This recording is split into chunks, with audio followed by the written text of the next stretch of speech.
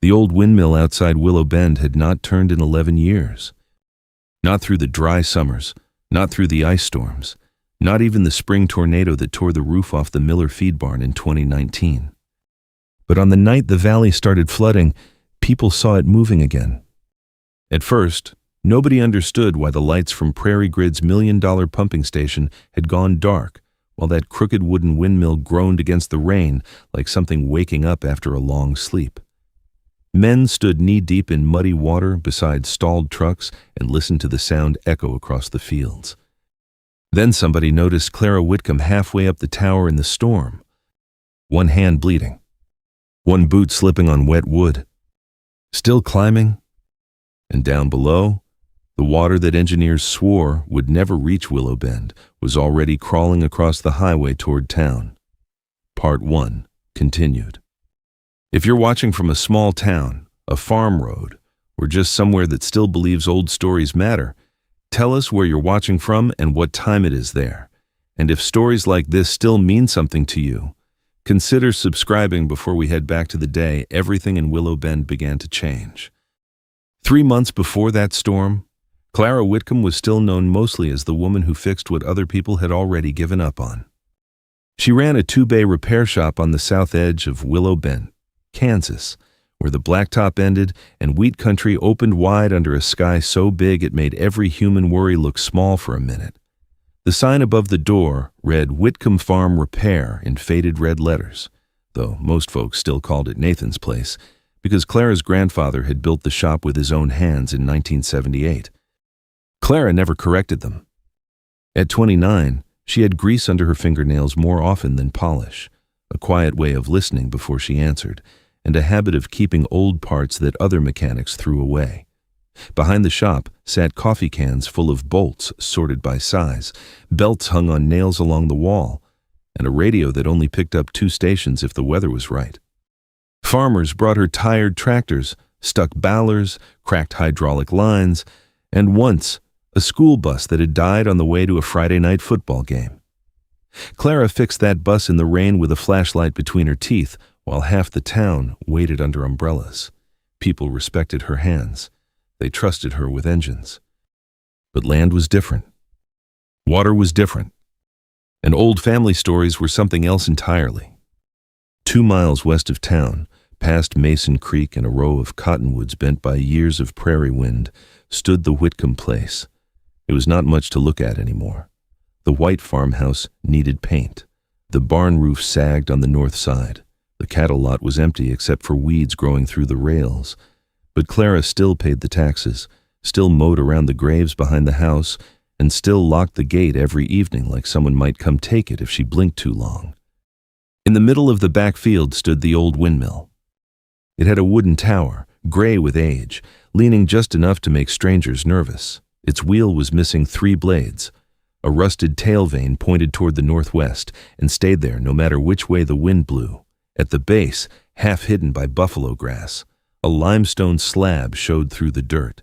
Clara had known that stone since she was little. Her grandfather used to tap it with the heel of his boot and say, "This ground has a throat under it." She never fully understood what he meant. Not then. Nathan Whitcomb had been a well digger before drilling rigs got too expensive and permits got too complicated. He knew which fields held water after a dry August. He knew which draws would flood before a rain cloud crossed the county line. He could kneel in a pasture, rub soil between his fingers, and tell a farmer whether to dig, wait, or walk away. Most people in Willow Bend remembered him as useful. Clara remembered him as home. After her mother died and her father disappeared west with a woman from Salina, Nathan raised Clara in the farmhouse beneath the windmill's shadow. He taught her how to change oil, sharpen a bit, read clouds, and sit quietly when the land was trying to speak. On summer evenings, they would sit on the porch steps while the windmill creaked above the field. "Water remembers where it used to run," he told her once. Clara was 12 then. She thought it sounded like something old men said when they wanted children to stop asking questions. Now, 17 years later, she stood in that same field holding a letter from the Miller County Planning Office. The paper was clean, official, and cold. The windmill had been declared an unsafe structure. She had 30 days to remove it. Clara read the letter twice. Then she looked up at the crooked tower, at the carved mark near the lower beam N. 1949, and felt the wind shift across the grass. For the first time in years, something inside the old wheel gave 3 soft clicks. Then it went still. End Part 1 continued Part 2. The next morning, Clara carried the county letter into the repair shop and pinned it beneath a horseshoe nail beside the door. She did not mention it to anyone. Outside, March wind pushed dust across Main Street in thin brown ribbons. Willow Bend was the kind of town where people still waved from pickup trucks even if they were angry at you, where the diner waitress knew who took cream in their coffee, and where everybody noticed when something old finally disappeared. By noon, 3 customers had already asked about the windmill. "You really going to tear that thing down?" old Vernon Pike asked while Clara changed the bearings on his hay rake. "Haven't decided." Vernon wiped his nose with the back of his hand and glanced through the open garage door toward the west fields. "County says it's dangerous." "So does every storm report on Channel 8, Clara answered. That got half a laugh out of him. Still, before he left, he stood quietly beside the counter and said, "Your granddad loved that tower too much to let it rot like this." Clara tightened the last bolt harder than she meant to. Nathan Whitcomb had been dead for 4 years, but there were days she still expected to hear his boots crossing the shop floor at sunrise. The place still smelled like him. Motor oil. Pipe tobacco. Rain-soaked denim. And underneath it all, the faint mineral smell that drifted up from the old field after heavy weather. That evening, Clara drove out to the farmhouse with a sack of groceries beside her and the county letter folded in her jacket pocket. The western sky burned orange over the wheat fields, and the windmill stood dark against it, crooked but stubborn. Her younger brother Mason was already there. His silver Dodge pickup sat near the barn, cleaner than anything else on the property. Mason leaned against the hood drinking gas station coffee while scrolling through something on his phone. "You finally got the notice?" he asked before Clara even shut the truck door. She stopped. "How'd you know?" "Everybody knows. County office talked to Briggs Construction this morning." Of course they had. Nothing stayed private long in Willow Bend. Mason was 32, broad-shouldered like their father, with the restless look of a man who never fully unpacked anywhere he lived. He worked pipeline maintenance jobs across western Kansas and Oklahoma, sometimes gone for weeks. Unlike Clara, he had never wanted the farm. "What are they offering?" she asked. "For what?" "The land." Mason looked up slowly. "You knew. People don't measure fields and mark utility poles for fun." He sighed and rubbed his forehead. "Prairie Grid wants easement access through the west side. Just a pipeline corridor. County thinks it'll help stabilize irrigation around the valley. And they're paying enough to clear the taxes and most of the debt." The word debt settled heavily between them. Clara looked toward the farmhouse porch where peeling paint curled from the rails like old paper. The roof needed work. The well pump coughed every winter. Half the fencing along Mason Creek had collapsed 2 years ago and still hadn't been rebuilt. Keeping the property alive had become less like preserving a home and more like carrying something wounded uphill. "You already made up your mind," she said quietly. "I made up my mind when I saw your bank statements on the kitchen counter." Clara stiffened. "You went through my things." "I was trying to help." "No," she said. "You were trying to sell before asking me." Mason stepped away from the truck. "You think Grandpa wanted this place turning into a museum?" he snapped. "You can't keep fixing tractors forever and pretending that pays for everything." The wind picked up suddenly across the field. Behind them, the old windmill groaned once. Both of them turned instinctively toward the sound. The wheel had not moved. Not exactly. But one loose blade rocked slightly against the wind like something testing itself awake. Mason shook his head. "That thing's coming down anyway." Clara walked past him toward the tower without answering. At the base of the windmill, half buried in grass and limestone dust, she noticed something she had never seen before. A thin copper wire disappearing beneath the stone foundation. and beside it, carved low into the weathered wood where years of dirt had hidden it from view, were 3 faded words. North Channel Release.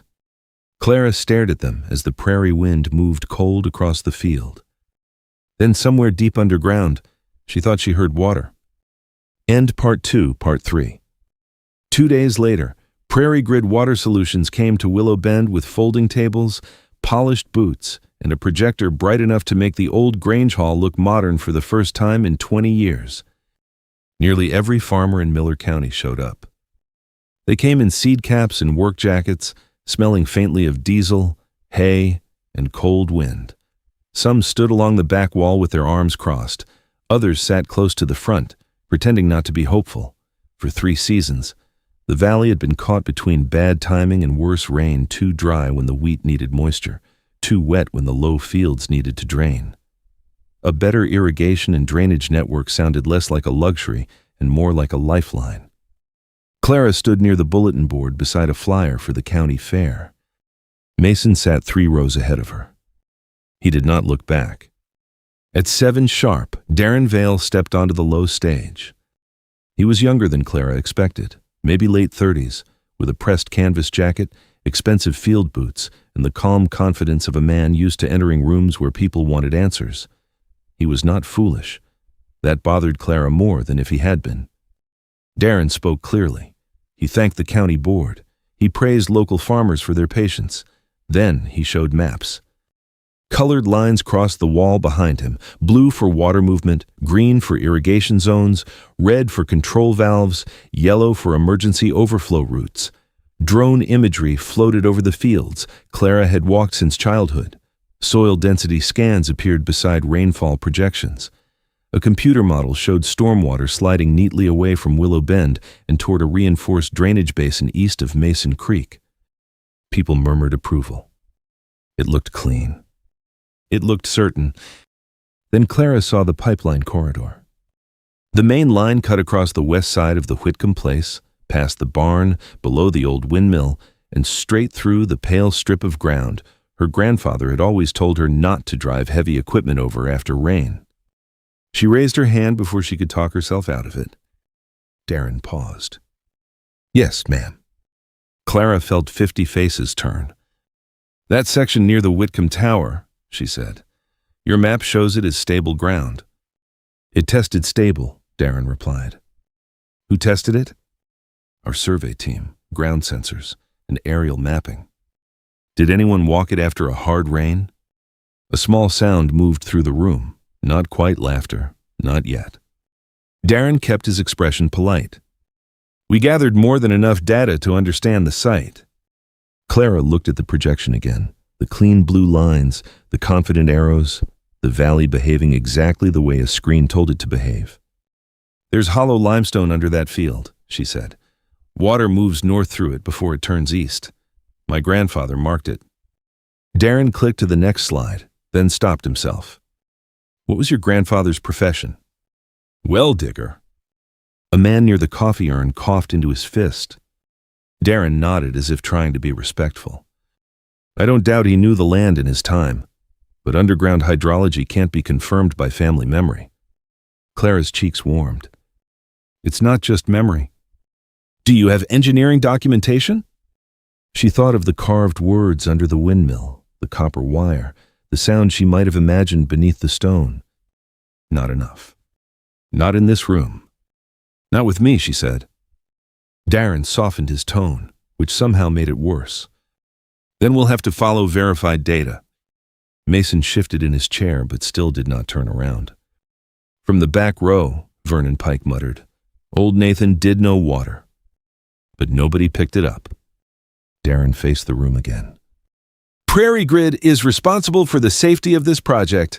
We can't redesign a county system around old family stories. Old family stories are not hydrology." This time, a few people did laugh. Quietly. Carefully. The kind of laugh that gave everyone permission to stop listening.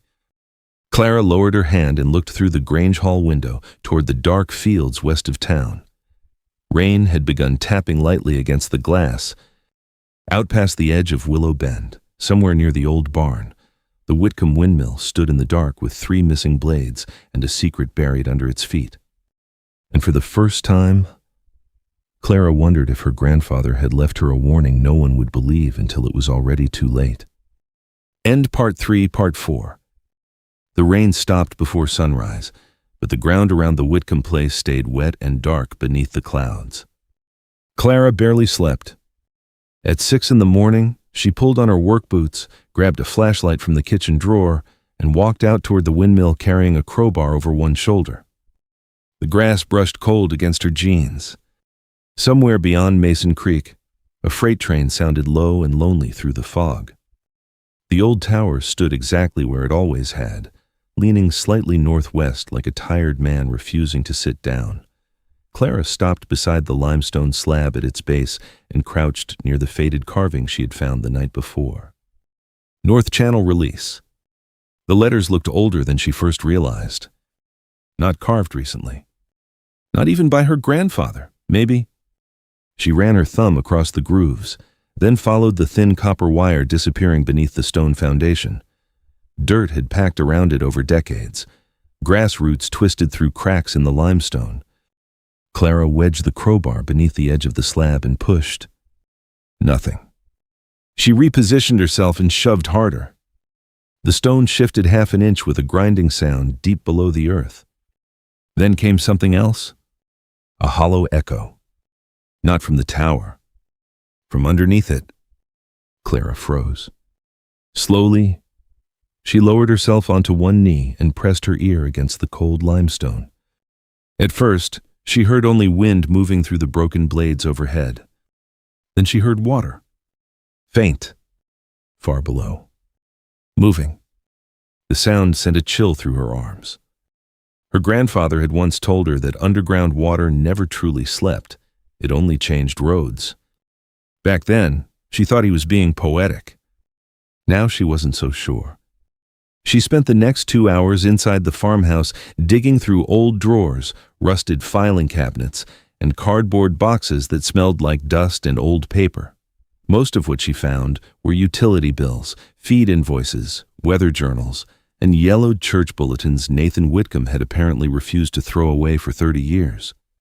Then, near the bottom of an old tackle box in the hallway closet, she found a photograph. Black and white. Bent at the corners. The date 1951 was written across the back in faded blue ink. Clara sat down hard at the kitchen table. The photograph showed the farmhouse during a flood. Water covered nearly the entire lower field. Fence posts stuck out of the floodwater like broken teeth. Men stood beside rowboats near the barn. But the strange part was the windmill. Water curved around it. Not through it. Around it. As if something beneath the tower had redirected the flow. Clara leaned closer. Near the base of the windmill, barely visible in the grainy image, stood her grandfather as a young man beside another older figure holding a long iron lever. And behind them, scratched directly onto the photograph in Nathan's handwriting, were 5 words. Open north gate before dawn. Clara stared at the sentence for a long time. Then she heard tires crunching outside. Mason. He walked into the kitchen without knocking, carrying 2 coffees and wearing the same tired expression he always wore when trying to avoid an argument. You disappeared this morning, he said. I was outside. I noticed. He set 1 coffee beside her and finally saw the photograph in her hand. What's that? Clara slid it across the table. Mason studied it quietly. After a moment, he shrugged. Okay, flood picture. Look at the water line. So, it's moving around the tower. Clara! No, listen to me. She pointed harder than she meant to. There's something under that field. Grandpa knew it. Mason rubbed his jaw slowly. You're doing it again. Doing what? Turning every old thing Grandpa ever said into gospel. The words hit harder than he intended. Or maybe exactly as hard as he intended.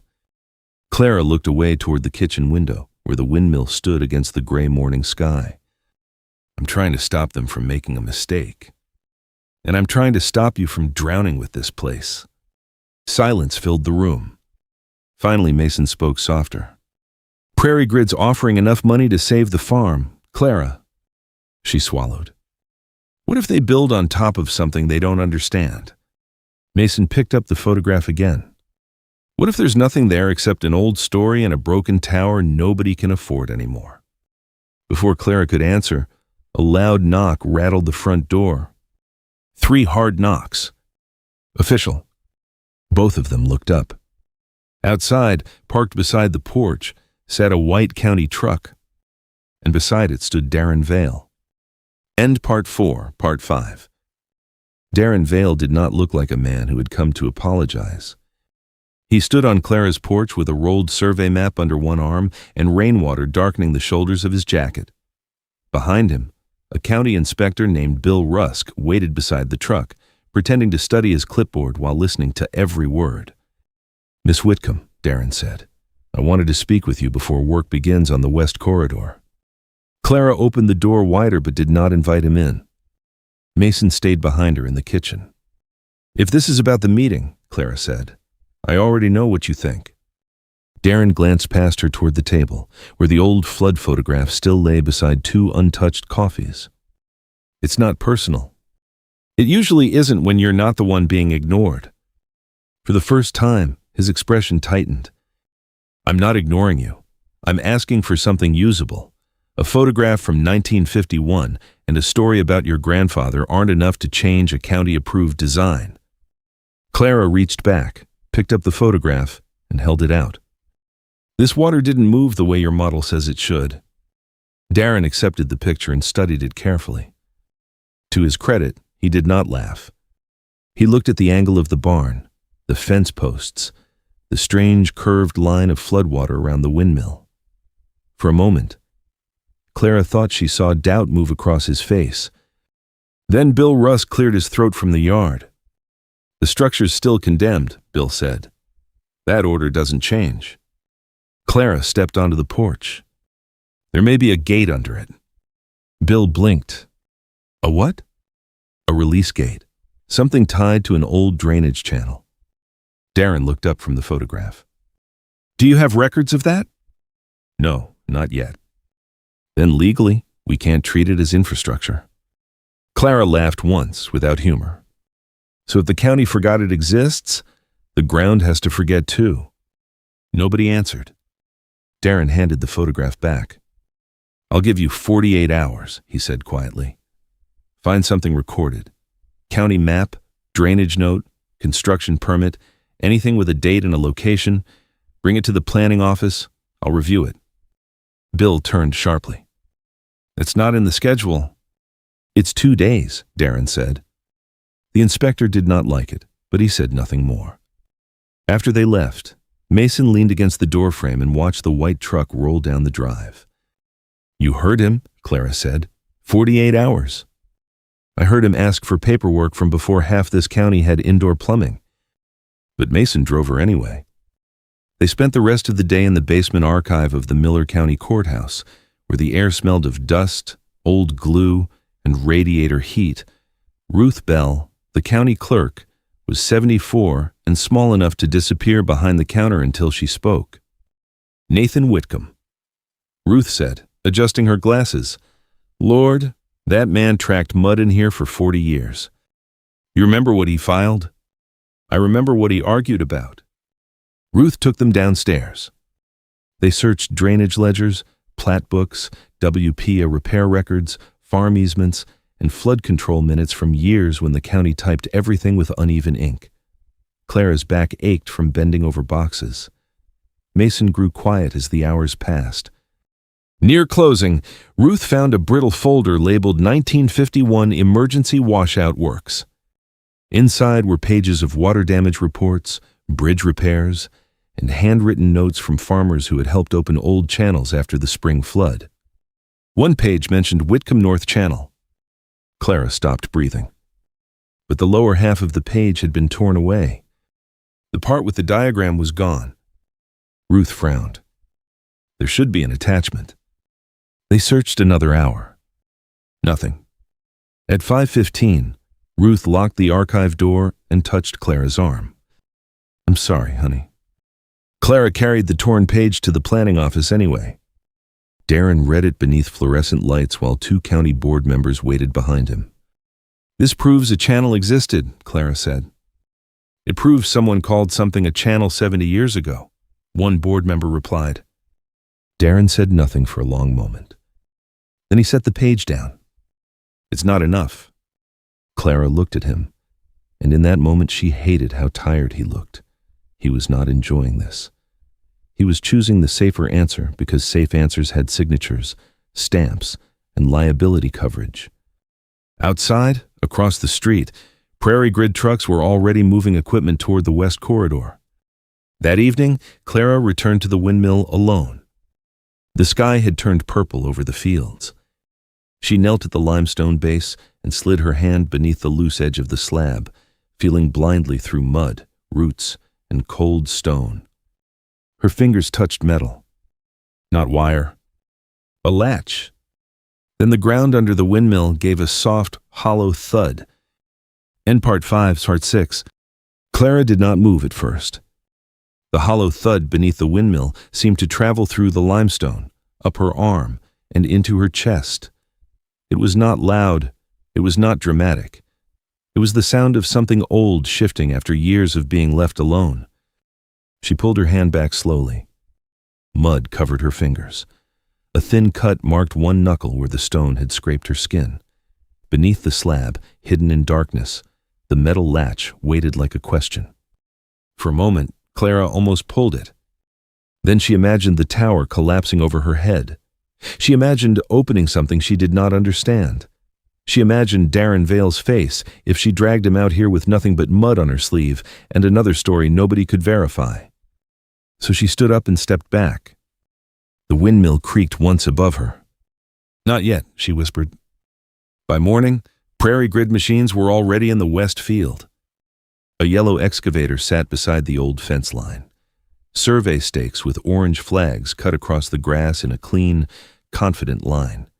Men in reflective vests moved around with radios clipped to their shoulders. Mason stood near the county road speaking with a Prairie Grid foreman, his hands tucked into his jacket pockets. Clara parked beside the barn and got out. The foreman looked at her, then looked away too quickly. That was when she knew. Mason had signed. Not the final sale, not all of it, but enough. A temporary easement, access rights, permission to begin trenching along the west corridor. Clara walked straight to him. "You signed it." Mason's jaw tightened. "I signed what keeps the bank from calling again next month." "You didn't tell me?" "I tried to talk to you. You were too busy chasing ghost water under a windmill." The words landed in front of the workers, and Clara felt her face burn. A few men pretended not to hear. One did not bother pretending.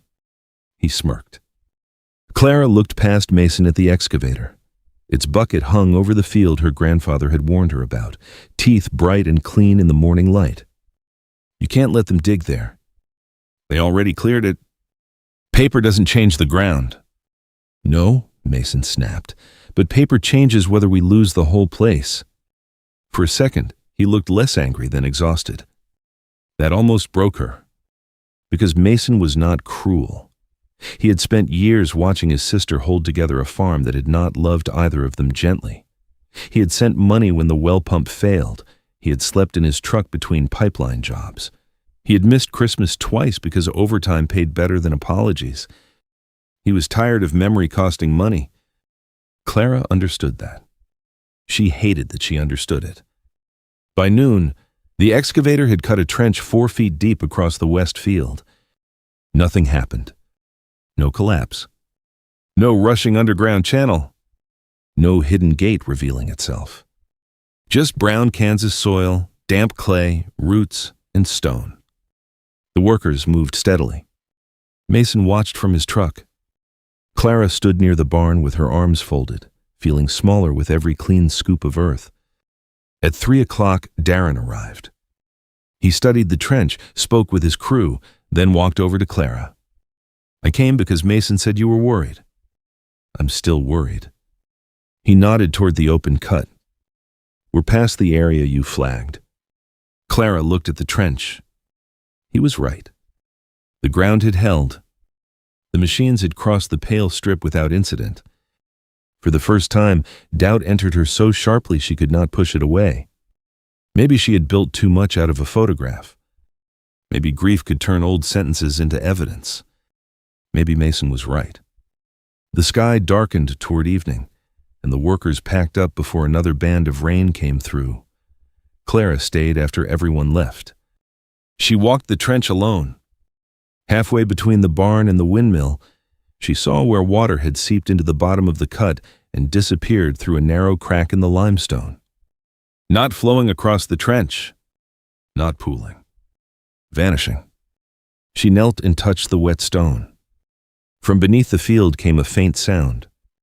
Not the steady trickle she had heard under the windmill. This was faster. Lower, like water finding a door.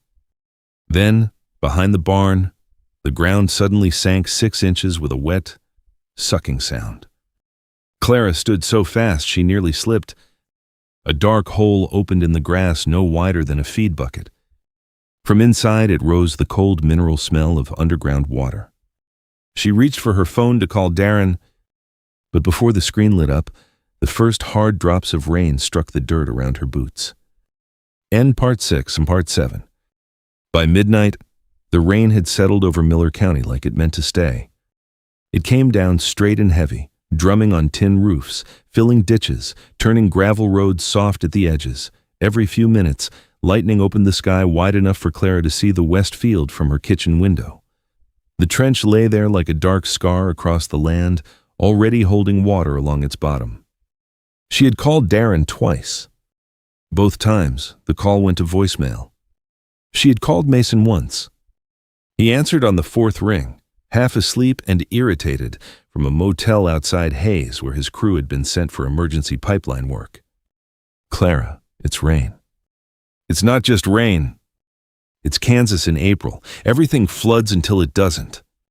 The ground behind the barn dropped. That made him quiet.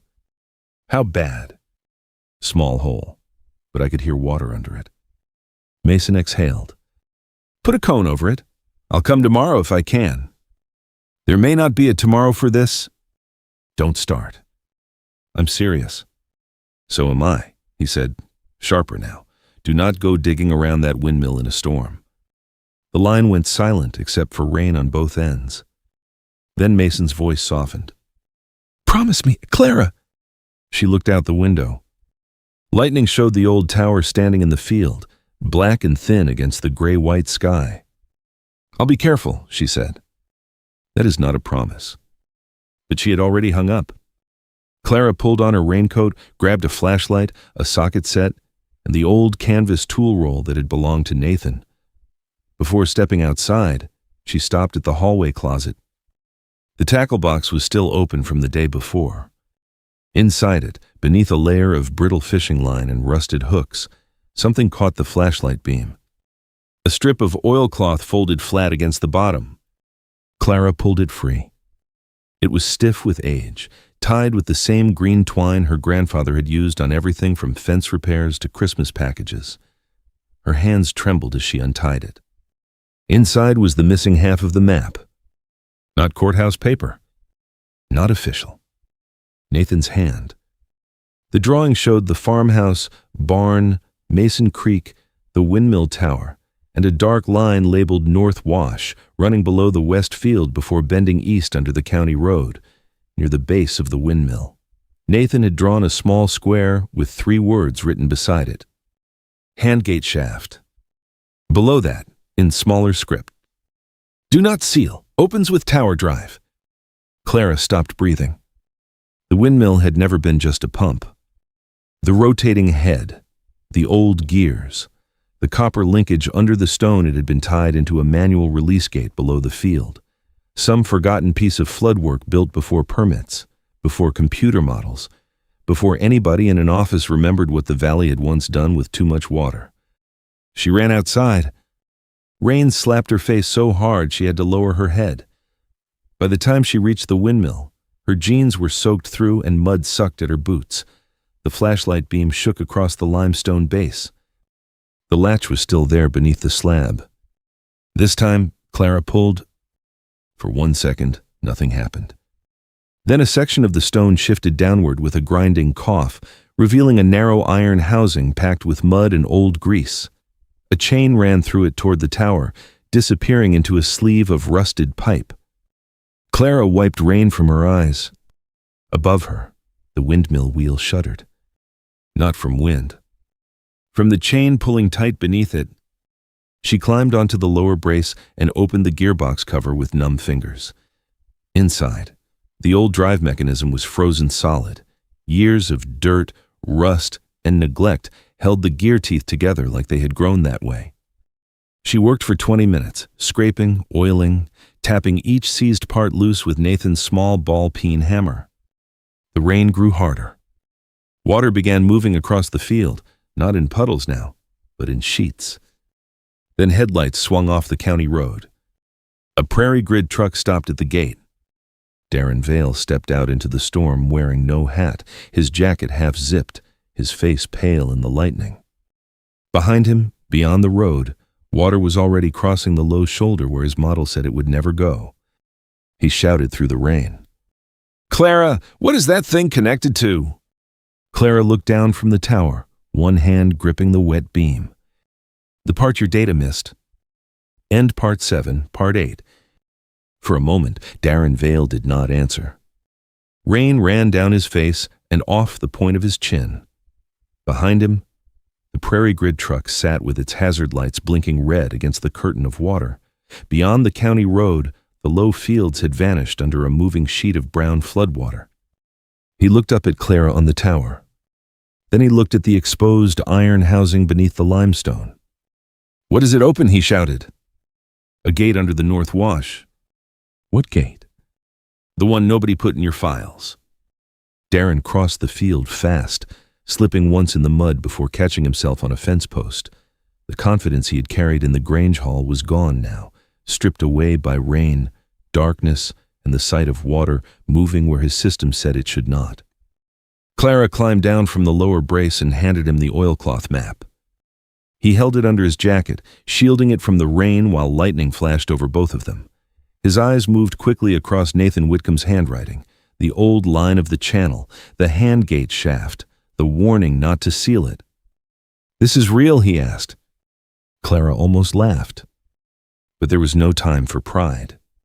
"I think so." "You think so?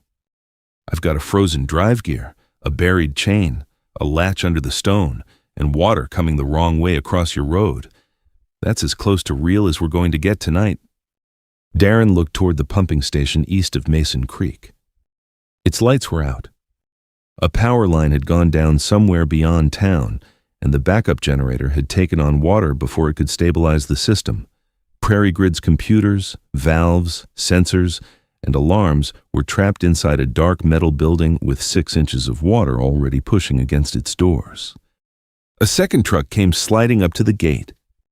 Bill Rusk climbed out with 2 county deputies and Vernon Pike behind him in an old Ford that had no business being out in that weather. Vernon saw Clara by the windmill and shouted, "I knew Nathan had something buried out here." Bill Rusk did not look comforted. "That tower's condemned," he yelled. "Nobody climbs it." Clara pointed toward the valley, then watched the road disappear. Everyone turned. The water had crossed the shoulder now. It moved over the pavement in long, shining ribbons. On the far side, porch lights glowed from 3 farmhouses sitting lower than the Whitcomb place. The closest belonged to the Heartland family, who had 2 little girls and a grandmother who used a walker. Darren made the decision before anyone else could. "What do you need?" Clara stared at him. He stepped closer. "What do you need to turn it?" The question changed the air between them. "Not an apology." "Not yet. But something more useful." Clara grabbed the tool roll from the ground. "The gearbox is seized. If the wheel turns, the chain pulls the gate, but the main shaft won't move." "Can we force it?" "If we force it wrong, we snap the gear teeth." "Then we do it right." Bill Rusk shouted something about liability, but nobody listened. Vernon brought a pry bar from his truck. Darren brought penetrating oil and a headlamp. One deputy held Clara's flashlight while the other radioed the Heartland place and told them to move upstairs. Clara climbed again. The wet wood was slick beneath her boots. The tower shuddered under every gust. She opened the gearbox wider and worked by feel as much as sight, loosening packed rust from the old teeth. Her fingers went numb. Her shoulders burned. Twice, the wrench slipped and struck her knuckles hard enough to split the skin. Below her, Darren held the chain steady. "Easy," she called. "Don't pull against me." "I'm not." "You are." He stopped immediately. That mattered. The wind rose suddenly from the northwest. The broken wheel above Clara twitched. One blade caught, then another. The whole tower groaned. For 11 years, the windmill had stood silent. Now, in the storm, it wanted to move. Clara reached deeper into the gearbox, trying to free the last jammed tooth. Her boot shifted on the brace. The wood under her heel cracked. Vernon shouted. Darren looked up. Clara grabbed the frame as the brace gave way beneath her, splintering into the rain-dark air. For one terrible second, she hung from the tower with one hand, and below her, the buried chain snapped tight. End Part 8, Part 9. Clara's fingers locked around the wet frame so hard the old wood cut into her palm. For one breath, there was no sound except rain. Then Darren was under her. "Hold on," he shouted. "I am holding on." Vernon Pike dragged a ladder from the back of his Ford, but the mud swallowed its feet before he could steady it. The deputy grabbed one side. Bill Russ grabbed the other, his clipboard long forgotten somewhere in the grass. Clara found the broken brace with her other boot and shifted just enough to pull herself against the tower. Pain shot through her shoulder. Below, the buried chain trembled. The windmill wheel gave a slow, grinding turn, then stopped again with a sound like teeth clenched shut. Clara looked into the open gearbox. One last tooth was wedged against a rusted locking pin. Nathan had built it that way, or maybe someone before him had. A safety catch, a way to keep the gate from opening by accident. It had held for decades. Now it was holding too well. "I need the small punch," Clara called down. Darren searched the tool roll with shaking hands. "Which one? Steel rod, red tape on the end?" He found it and climbed 2 rungs of the ladder to pass it up. For a second, their eyes met in the rain. No Grange Hall. No projector. No old family stories. Just water, wood, iron, and the terrible math of a valley filling faster than anyone had planned. "I should have walked the field," Darren said. Clara took the punch from him. "Walk it now." She braced herself against the tower, placed the punch against the pin, and struck it with Nathan's hammer. Once, twice.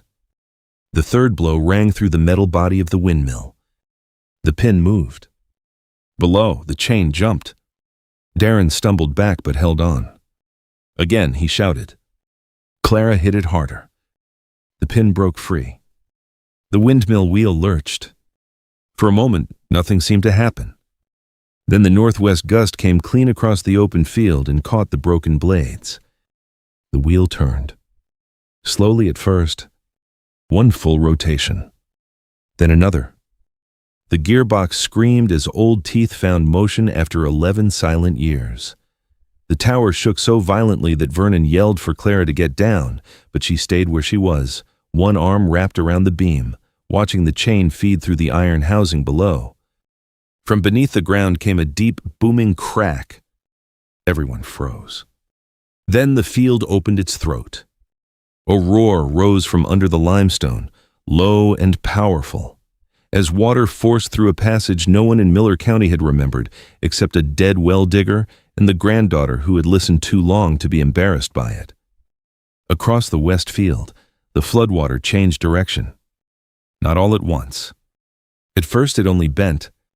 A wide brown sheet that had been pushing toward the highway began to pull north, tugged by something below the surface. Then the trench filled, spilled, and suddenly drained sideways into the hidden channel. Muddy water rushed toward the old wash line beneath the grass, boiling through the cracked earth before vanishing under the county road. Darren stared. Bill Rusk took off his hat and forgot to put it back on. Vernon Pike began to laugh, not because it was funny, but because the human body sometimes does not know what else to do when fear lets go. The radio on the deputy's shoulder crackled. Harlan Place says water's dropping at the porch. Repeat, water's dropping. Nobody spoke. The windmill kept turning. Every rotation sounded like it cost the old tower another year of life. Clara climbed down slowly, knees shaking, shoulder burning, blood running from her hand into the rainwater on her sleeve. When her boots touched the ground, Mason's truck tore through the gate so fast it nearly slid sideways. He jumped out and ran toward her. For the first time since they were children, he looked scared of losing her. "You promised," he said. "No," Clara whispered, exhausted. "I said I'd be careful." Behind them, the windmill gave one final violent shudder. The chain snapped. The wheel spun loose, crooked and wild, then slammed to a stop. A long crack split through the limestone base. As the water continued to drain beneath the field, a piece of the foundation broke away, exposing an old cedar beam sealed inside the stone. Carved into it, dark with age and rain, were Nathan Whitcomb's words, "When the valley forgets, open this." End Part 9, Part 10.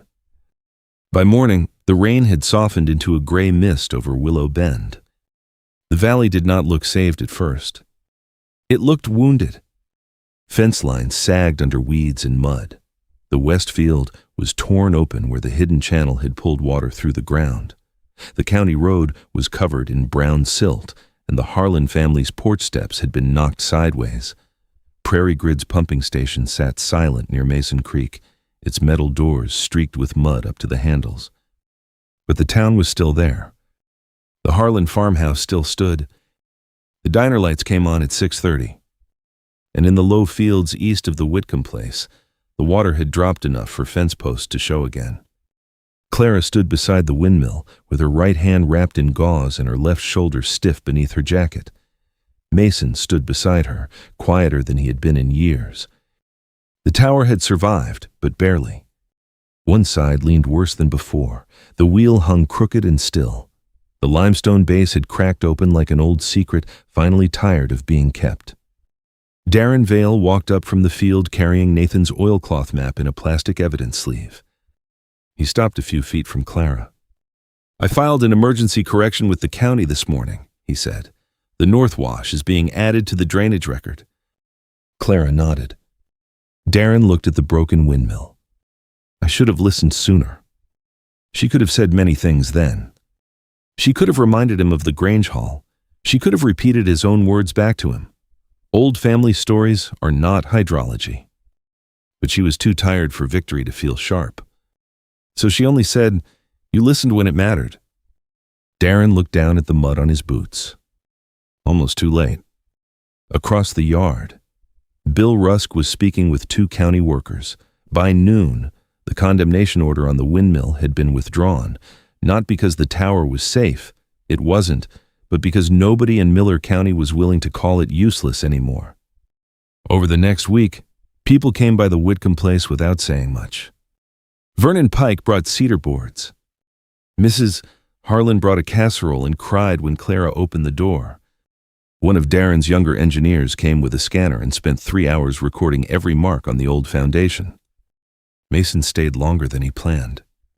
He patched the barn roof, replaced 2 fence posts, and helped Clara cover the cracked limestone before more rain could get inside. He still had to leave for work near Dodge City. The debt was not gone. The farmhouse still needed paint. The bank still expected its payments. But before he left, Mason stood beside the windmill and said, "I shouldn't have signed without you." Clara looked at him. "No, you shouldn't have." He nodded, accepting it. Then she added, "But I know why you did." That was not forgiveness exactly, but it was a road toward it. By late spring, the old tower was lowered and rebuilt shorter, with new braces and some of the original cedar saved where it could be saved. It did not look as proud as it once had. It no longer rose high enough to be seen from every road into town. But when the wind came from the northwest, the small wheel turned. Slowly, steadily, and beneath it, the hand gate shaft remained marked, mapped, and remembered. One Saturday afternoon, a little Heartland girl stood near the fence and asked Clara if the windmill had known the flood was coming. Clara rested her bandaged hand on the new cedar beam. "No," she said softly. "It just listened longer than we did." End part 10.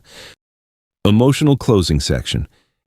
Some stories stay with us because they remind us of people we have known. Maybe you have known someone like Clara Whitcomb, someone quiet, someone stubborn, someone other people dismissed because they did not have the right title, the right office, or the right way of explaining what they knew. Maybe it was a grandfather who could read the sky better than any forecast. Maybe it was a mother who knew when something was wrong before anyone else admitted it.